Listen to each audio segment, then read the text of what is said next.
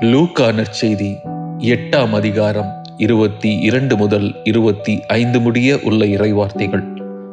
ஒரு நாள் இயேசுவும் அவருடைய சீடர்களும் படகில் ஏறியதும், ஏரியின் அக்கரைக்கு செல்வோம் வாருங்கள் என்று அவர் அவர்களுக்கு சொன்னார்.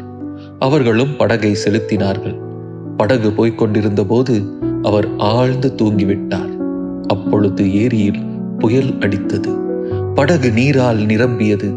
அவர்கள் ஆபத்துக்கு உள்ளானார்கள்.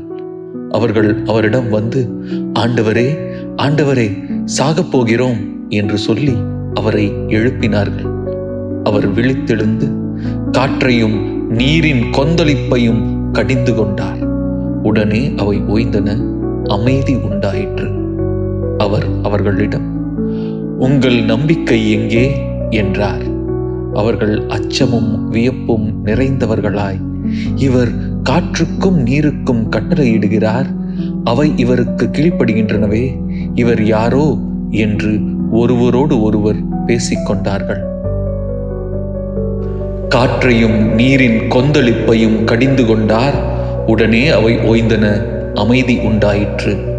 காற்றையும் நீரின் கொந்தளிப்பையும் கடிந்து கொண்டார். உடனே அவை ஓய்ந்தன, அமைதி உண்டாயிற்று.